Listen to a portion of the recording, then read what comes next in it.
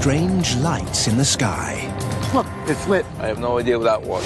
Objects moving at incredible speeds, breaking the laws of physics. That shot down to the ground at light speed. Craft from another world. They're real. They're here. The truth is out there, and we need to know. Can anyone discover the truth behind UFOs?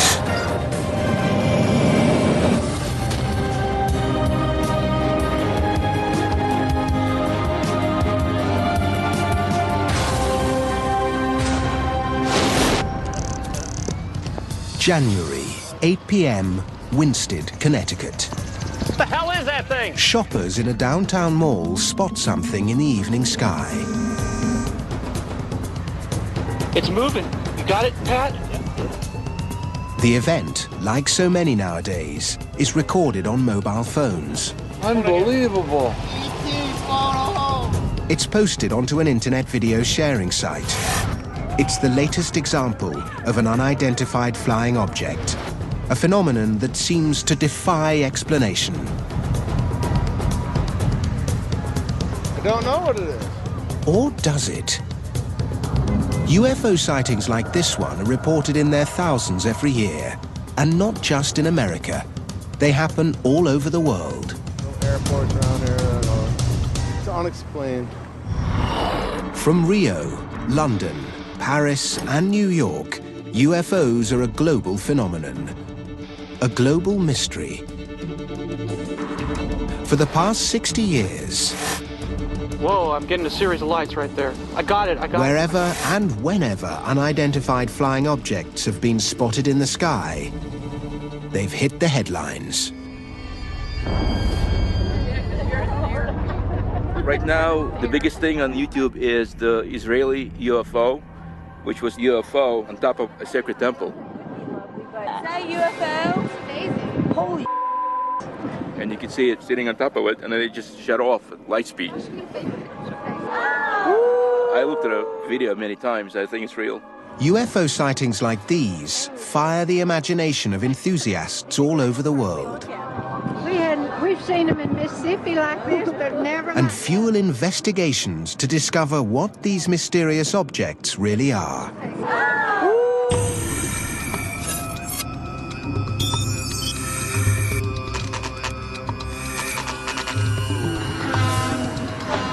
In Rachel, Nevada, a small group of men and women who hunt down the clues to help identify strange objects in the sky are gathering.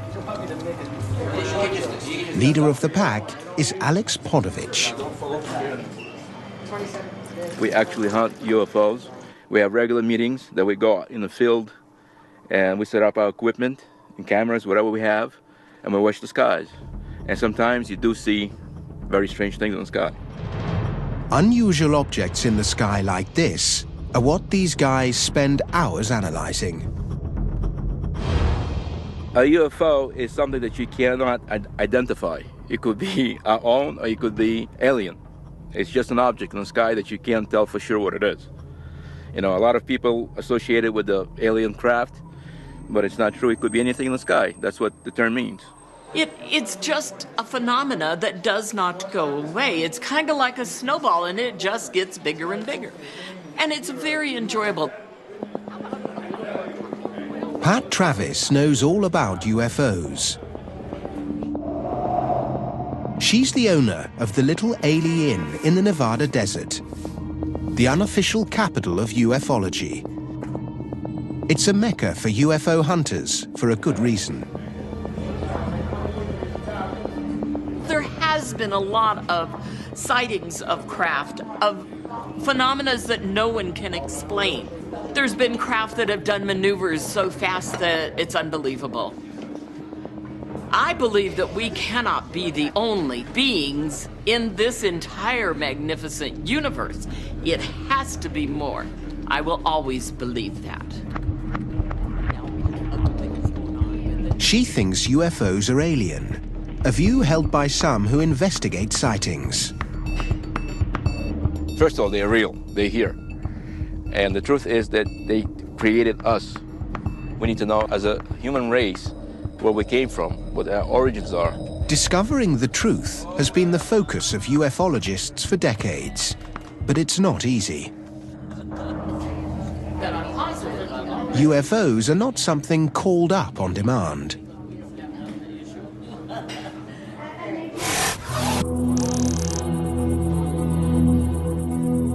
The holy grail for UFO hunters is finding a real flying saucer, or a ship, I should say, taking pictures of it, touching it, or getting a physical alien that you can shake hands with and take pictures.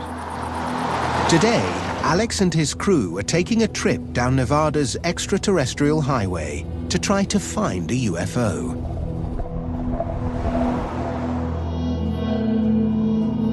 It is always an excitement to go out on a hunt. It's another possibility that I may find something that I've been looking for so many years. We are driving towards the mailbox, the infamous mailbox. They used to be black, and now it's white. The mailbox is a destination that's passed into UFO folklore. It's a location that's had more than its fair share of UFO sightings.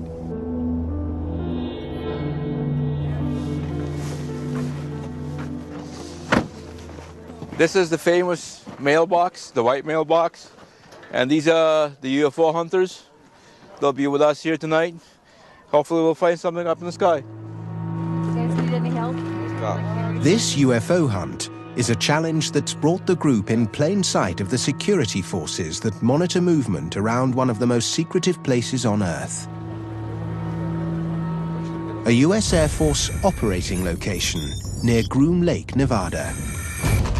Better known as Area 51.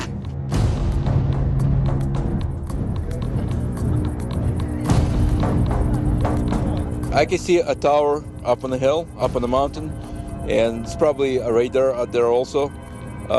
Behind that ridge is the installation, and about 9 miles south of it is S4. That's where supposedly all the alien craft is being flown. It's right there. We're probably being watched right now from that tower. They know we're here, and they may show up later at night to see what we're taping. They usually do that. If they see people with cameras, they'll come out and investigate what's going on. According to ufologists, this is the place where the government keeps its flying saucers. Physical proof that alien craft are real and they're here on Earth.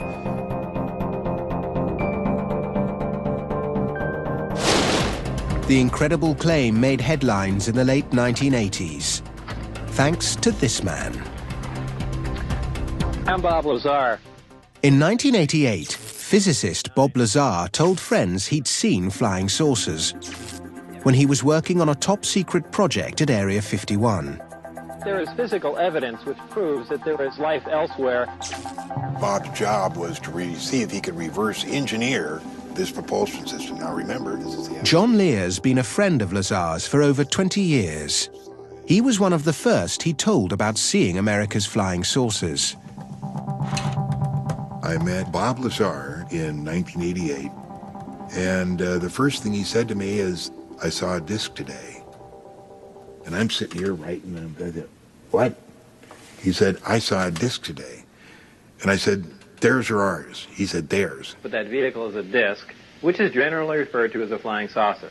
And he told me that when he first saw it, there was an American flag on it, and he thought, well, this explains everything. We've got saucers, it's ours, we developed it. That's where all those rumors are coming from.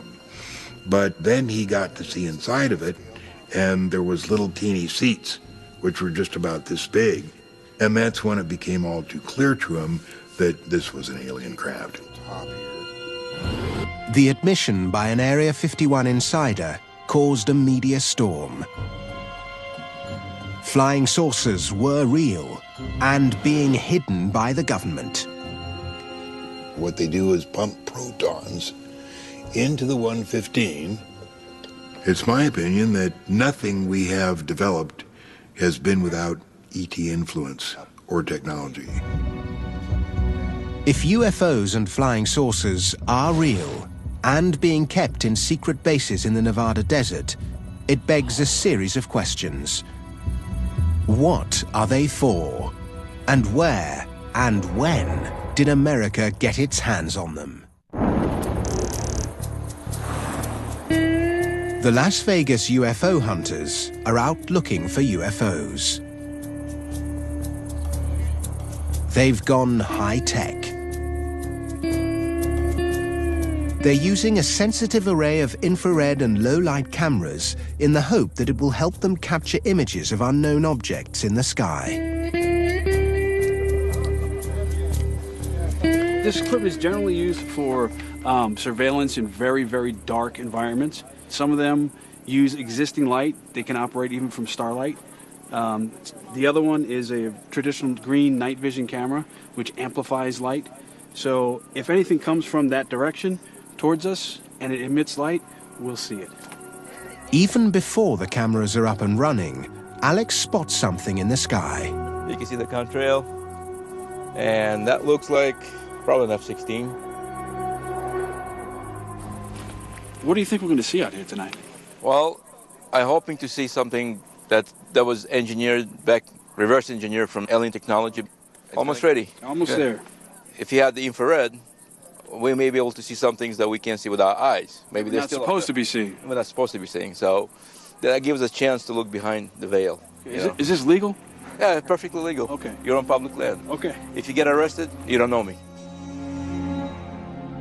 If a UFO is spotted, the hunters have the equipment to capture images of the craft in intricate detail. If they do, it will be a huge moment. We need to make it work. These are our eyes tonight. Well, that was close. Hopefully we'll see some strange lights up there that move in kind of a zigzag way or moving really fast. Look over here, this way. I hope to see a spaceship, actually, if it's possible. In the darkness, the hunters spot something off in the distance. Is that thing right over there? It's too dark for conventional cameras to pick out. But what about the low-light ones? That was just moving. It disappeared. Dropped like a stone right over there. Oh, it was a big light. Oh, that was beautiful. Look, it's lit. Right there, right He there. lit. You see him? He's orangey red. 1 o'clock. Has the infrared and low-light camera rig captured it? Okay. Now this just happened. Right above the 2, you'll see on our third camera, a light comes up. And then right here is another one. And they both stay up for just about the same amount of time and then disappear. Not moving, they were stationary. And they were there and then they were gone. And that was not a pixel on the screen, that was not a malfunction. They've spotted something, but they don't know what it is. They hope it could be a flying saucer they believe America keeps hidden away in the desert. It's a notion that's deeply established within UFO circles. A theory that began with the greatest and most controversial flying saucer incident of them all. July the 8th, 1947. The place, Roswell. Debris is discovered on a cattle ranch in New Mexico, but it isn't just any old stuff. Eyewitnesses say the wreckage consists of foil that returns to its shape after being crumpled up, and weird, alien-looking writing on beam members.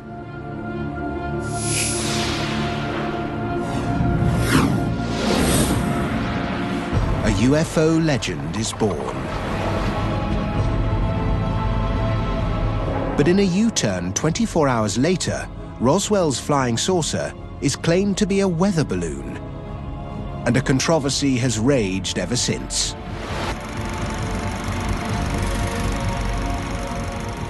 The interesting thing about the Roswell story is that regardless of whose side of the story you believe, the Air Force, the UFO research community, everybody agrees that some sort of object or device came down and was recovered. Now, the big question is, what's being covered up? But do you still get a lot of interest? I mean, do people still come out here and want to know what happened? There's still a little interest. People still come. Nick Redfern is just one of many who have investigated the most famous UFO case of them all. So, Eddie, we're pretty much at the crash site right now. Can you kind of explain? I think one of the main reasons why people are so interested in and fascinated by UFOs is primarily because there's always a yearning for people to look for mysteries. You know, people love mysteries, whether it's UFOs, the Loch Ness Monster, Bigfoot, ghosts. People love a real-life mystery. And I think when, as I do believe with UFOs, there is a genuine mystery, that makes it even more intriguing. No physical proof that a flying saucer came down in New Mexico has ever been produced. But the rumors that one did began a modern mythology.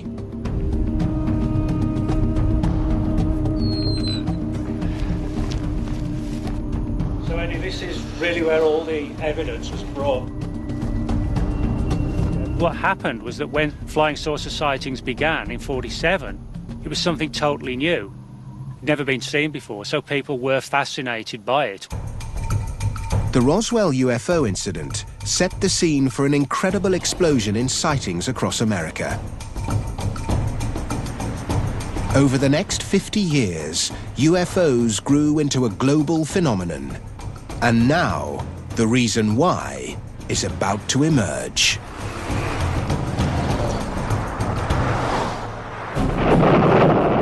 The late 1940s marks the start of America's fascination with UFOs.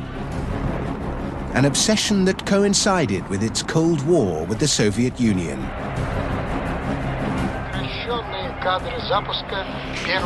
It was a period when America started seeing a lot more unidentified flying objects.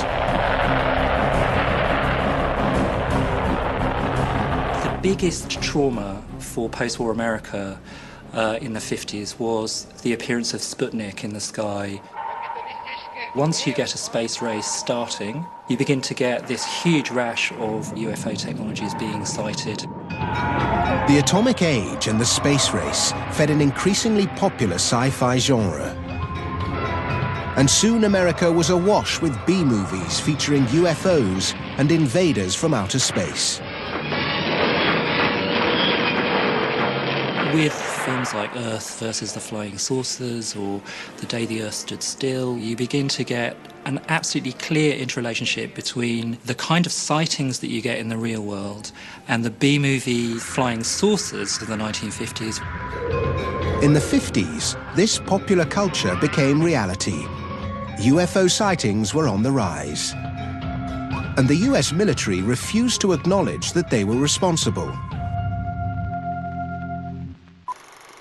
The recent sightings are in no way connected with any secret development by any agency of the United States. But that's not true.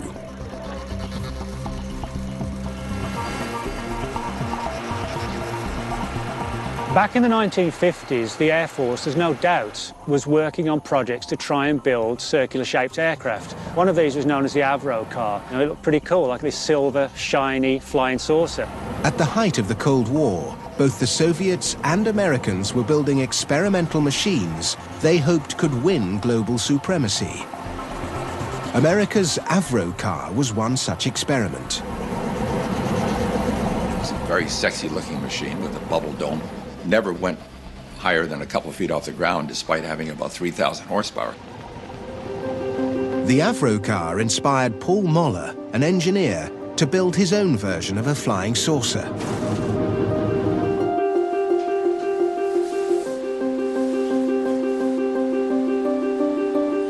I do think it invokes the image of that little Jetson type of machine that we saw in the 60s that had the bubble dome and that freedom to move around in the future the way they did.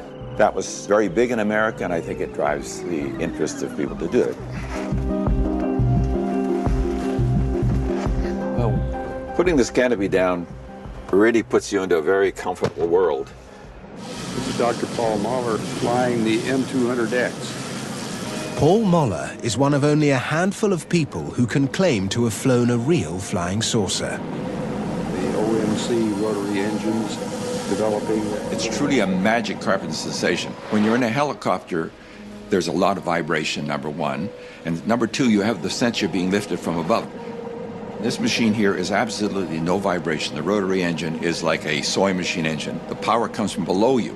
And it's a totally different sensation, not supported by anything that you sense.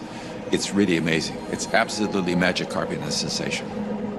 But in a time before widespread use of computer-assisted stabilization, these cumbersome craft carried considerable risk. Start up! The problem on Earth is the aerodynamics. The air flowing around the vehicle generates a lift configuration, which is destabilizing. Now, you can put a big tail on it, of course, and that'll make it aerodynamically stable, but what is that? It's kind of a funny machine, round machine with a big fat tail. It doesn't make sense. So, artificial stabilization.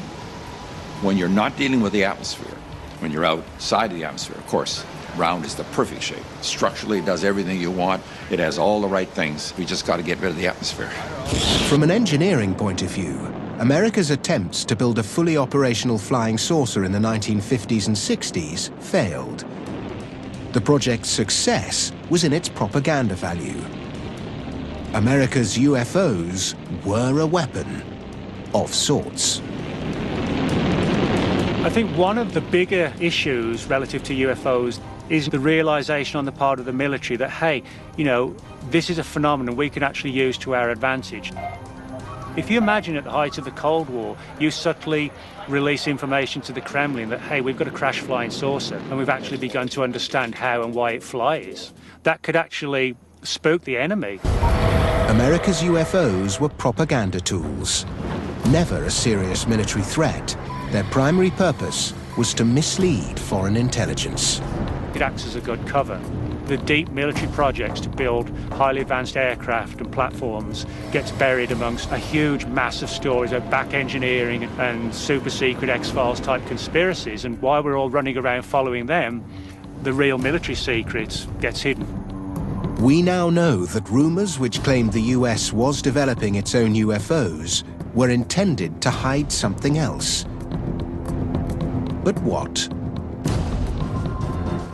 Maybe the Las Vegas UFO hunters can help find the answer. They've recorded an unidentified flying object on their equipment. Now they need to discover what it is. Yeah, it's freaking out.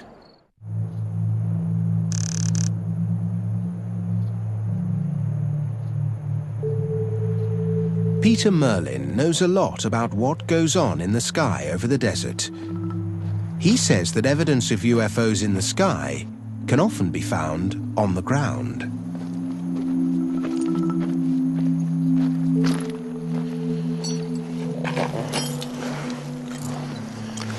One of the things people see around Area 51 are strange configurations of lights in the sky, glowing golden orbs, things like that.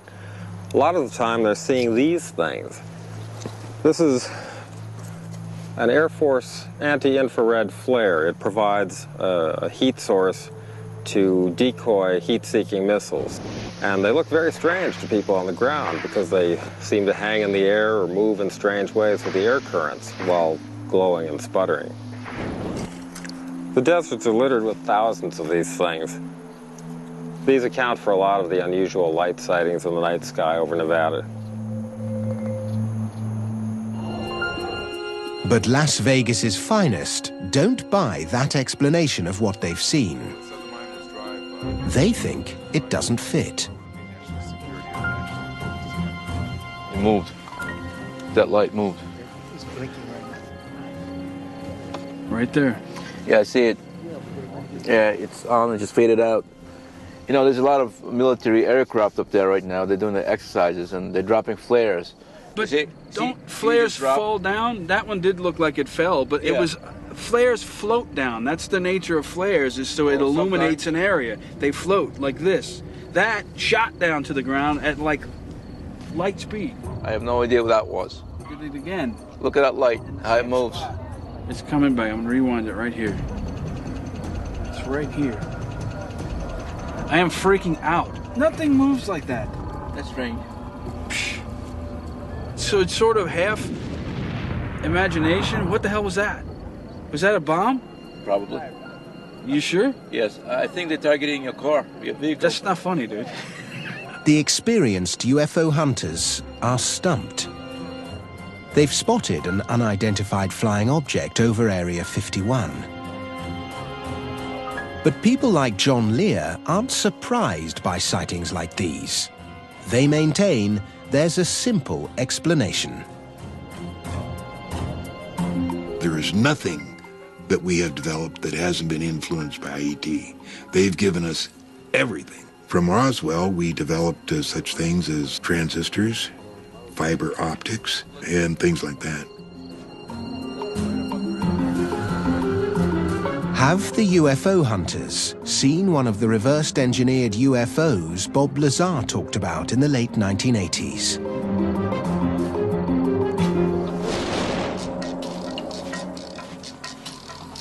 In the Spring Mountains, 65 kilometers west of Vegas, Peter Merlin's on a mission to find out. We're looking for the remains of a top-secret project capable of flying at speeds of over 2,000 miles per hour and up to 90,000 feet altitude. It was a CIA project tested at Area 51.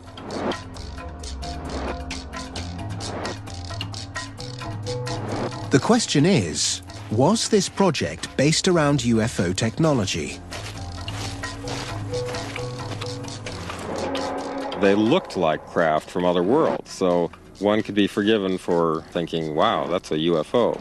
Because if you've never seen something like that, then it most definitely is an unidentified flying object. Now there's a chance to discover the truth. In 1967, one of these ultra-secret prototypes crashed here in the Spring Mountains. Conventional wisdom would be that these sites would be completely cleaned up. I've talked to people who worked on the cleanup crews, and almost universally, they told me, don't even bother looking because the government cleaned up every trace. But when I go to these sites, I find that there's always something left. In fact, it's a pretty decent-sized piece of titanium. Yeah, there's a little bit of black paint on the outer surface. The airplane was painted black. This is part of a radar-absorbent structure, so this would have been one of the most secret components of the airplane. So it seems like it would be surprising to find pieces of it out here after they cleaned it up, but yet the desert is littered with it. Peter Merlin has found pieces of the most sensitive military secret of the 20th century. It's not alien, but to the Soviets at the height of the Cold War, it might well have been. It's a technology so advanced that they never saw it coming, literally.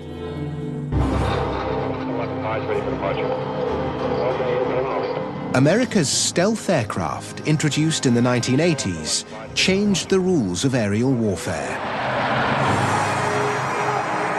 Exotic in looks and performance, these ultra-modern aircraft caused a flood of UFO reports over the Nevada desert. But stealth aircraft can't possibly be responsible for all UFO sightings worldwide. What strange craft triggered the others? Now, with modern technology, it may be possible to figure out what they are and where they come from. In today's world of high-tech gadgetry, machines that perform the simplest of functions can often be mistaken for UFOs. This is an Aerobot. It's been designed by Paul Moller, the man who built and flew the M200X flying saucer. Well, the Here, what I'm flying here is a vehicle that was designed for bridge inspection. It's a serious problem. How do you get up and inspect bridges or not risking somebody's life in the process of identifying cracks in the bridges? The US Air Force has used these experimental machines for aerial surveying tasks. It's an unfamiliar technology. These are exactly the types of objects that draw public attention and could be mistaken for UFOs.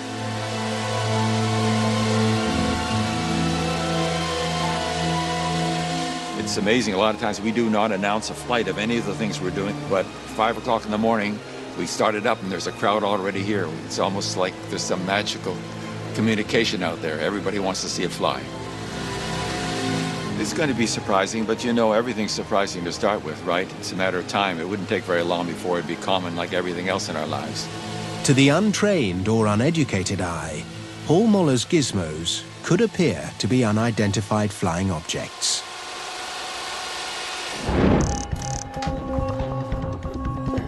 But figuring out what it is that people really see in the sky when they report a UFO is the job of this man.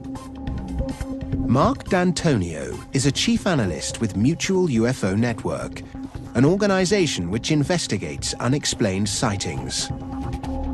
When someone sees something, there's a variety of ways in which they can record it.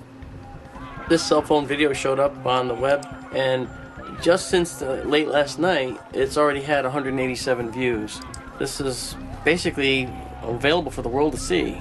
It's the UFO recorded over Winsted, Connecticut. Mark's job is to analyze the footage and try to identify what it is. In the majority of cases, what he discovers surprises people. As anyone can imagine with UFO imagery and video, we're going to get a lot of images of things that are actually flying. You have aircraft, insects, birds, occasional rock, or other things flying through the air. And we see a lot of those photos. You know, we'll see Frisbees photographed at odd angles. I mean, things like that. For example, take a look at this one. On his database, he's got hundreds of examples of typical UFO shots. Somebody took a picture of an aircraft, but it's a known object. Obviously it's an aircraft, and that's not a problem. But you see this shape in here. You see this streak right here, and then you see two appendages, one set here, one set there. Okay, this is classic because this is a very out of focus object very close to the camera. This is an insect. It's a common example of how a UFO can be captured on film, but never actually seen. Sometimes these objects aren't even flying at all.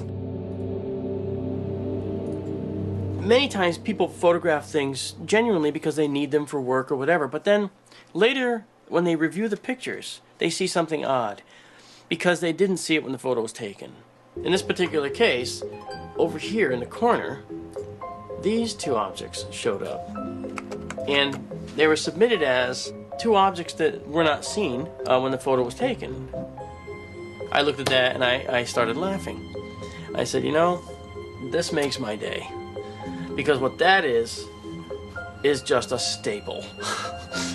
95% of all the UFO material sent into Mark for analysis turns out to be known objects, simply misidentified or captured in an unusual way.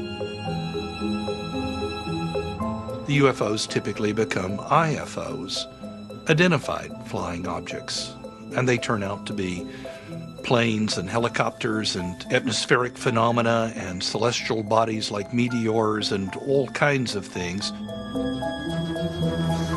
But what about the sightings that can't be categorized so easily?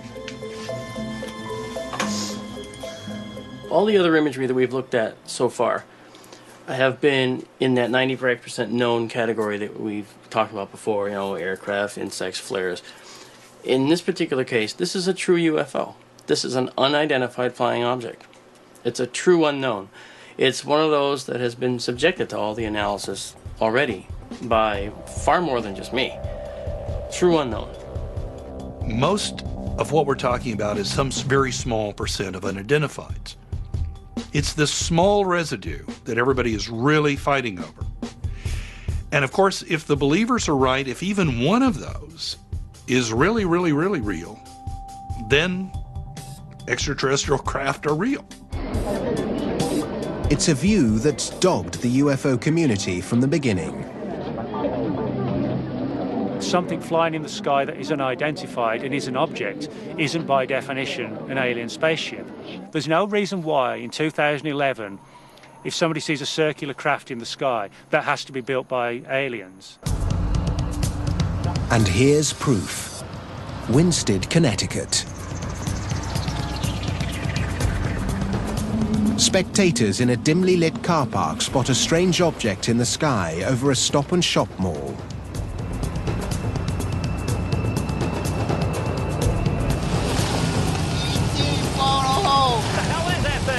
It creates a stir. The sighting is recorded on camera phones and is posted up on the internet within hours.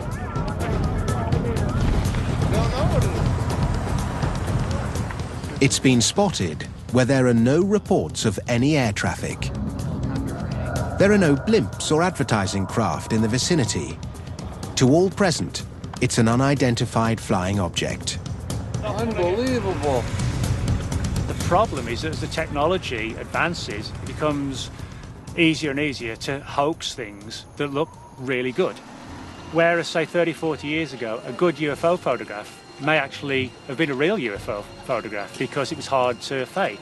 Today, you know, a really good UFO could be some spotty 16-year-old teenager in his mum's spare bedroom putting together a piece of footage, putting it on the internet and laughing at all these wide-eyed UFO researchers. 50 seconds.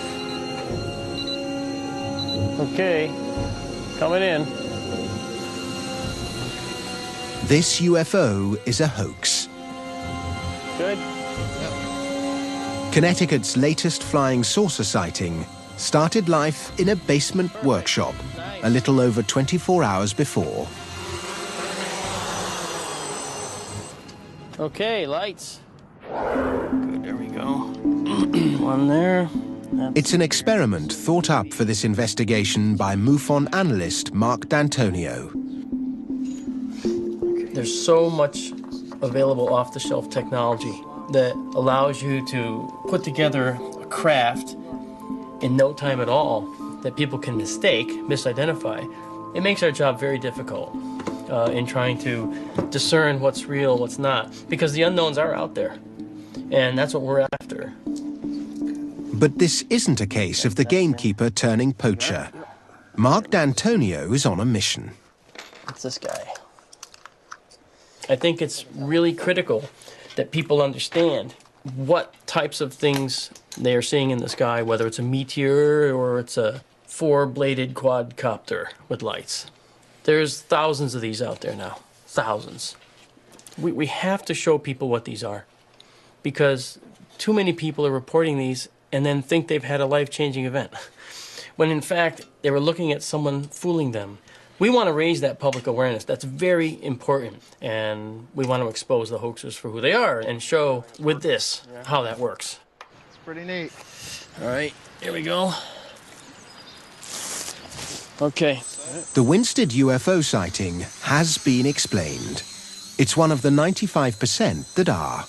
But what about the 5% that remain unidentified? Doug Wilson is at the sharp end of UFO sightings. He's a field operative for MUFON.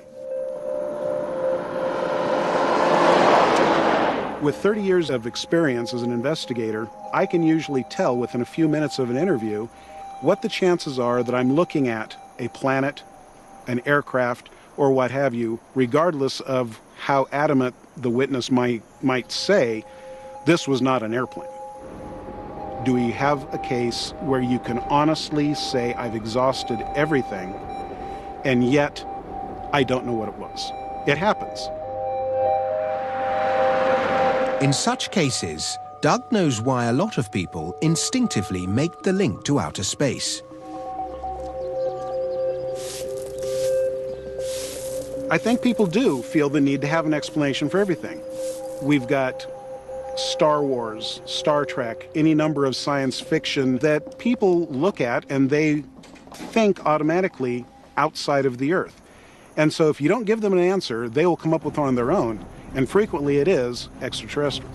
Blockbuster movies and hit TV shows may have kept our appetite for UFOs alive, but it's been the lack of disclosure and sightings that defy explanation that really fuel our search for answers.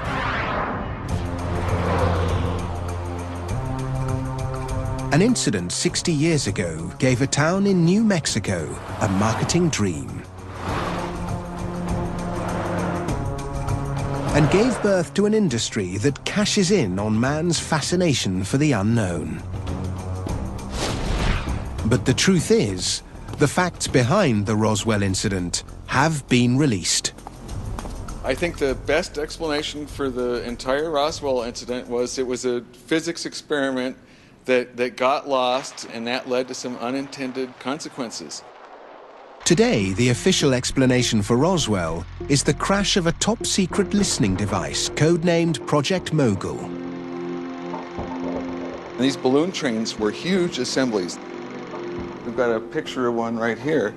It was 600 feet tall. It was about half the height of the Eiffel Tower. Unlike those who maintain a flying saucer crashed, physicist David Thomas has evidence that supports the official version of events. This is a small replica of the I-beam that was found in the Roswell debris. These strange markings are the key to unlocking the UFO mystery. It's not alien writing, as some believe. It's something much more down to earth. And crucially, it links it to Project Mogul. They were made for the Army Signal Corps by a toy company in Manhattan called Merrick Manufacturing. And the reflectors were a little flimsy, and when the Army Air Force said, can you make them stronger, they applied some tape they had sitting around the toy factory. And this tape had these strange, colorful, sort of hieroglyphic symbols that could have been interpreted as alien writing. It's exactly the same design described by eyewitnesses. But instead of being alien writing, the truth is, it's toy wrapping tape.